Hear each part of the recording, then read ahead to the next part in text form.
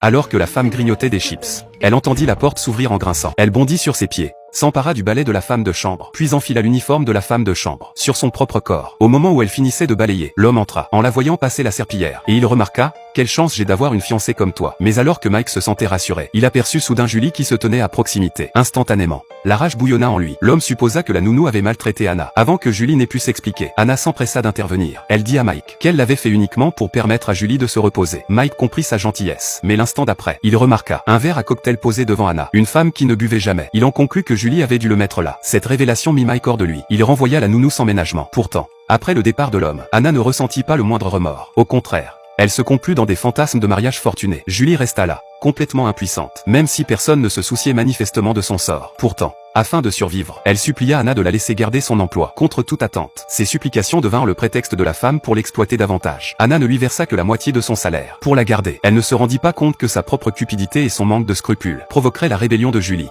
d'ordinaire docile, coupée. Mike étant en déplacement professionnel, Anna organisa une fête chez elle, mais elle invita également son amant, alors qu'il prenait des selfies romantiques. Mike appela. Anna les fit taire précipitamment. En répondant à l'appel, elle apprit que le vol de son mari avait été annulé et qu'il serait à la maison dans moins d'une heure. La panique s'empara immédiatement d'elle. Anna renvoya rapidement les invités, puis appela Julie, lui demandant de ranger l'appartement en moins d'une heure. Julie protesta, disant qu'elle ne pouvait pas y arriver aussi vite, et lui montra son bras blessé. Face à cette situation difficile, Anna a supplié ses amis de l'aider, mais tous ont refusé, les regardant partir un par un. Anna n'avait d'autre choix que de ranger seule. Elle n'aurait jamais imaginé le désespoir qui l'attendait. Le temps a filé. Au moment où Anna finissait de nettoyer la pièce, la portière de la voiture a claqué. Elle a rapidement caché Julie, attrapant une serviette pour se couvrir. À ce moment-là, Mike s'approcha. À leur grande surprise, Julie marcha vers eux, des outils à la main. Elle feignit d'abord la surprise, mais lorsque Mike la confronta, elle avoua son arrangement avec Anna et révéla les plans de la fête. L'homme refusa de la croire, mais Julie était clairement préparée. Quand Anna vit les photos, elle tenta encore de se dérober. Cependant, la robe de soirée sous la serviette la trahit. L'homme déclara: tu n'es pas une femme respectable. Nos fiançailles sont rompues. En entendant cela, Anna sombra dans un désespoir total. Elle n'aurait jamais imaginé qu'une simple servante causerait sa perte. Elle ne comprenait pas que lorsqu'on choisit le mensonge pour préserver les apparences,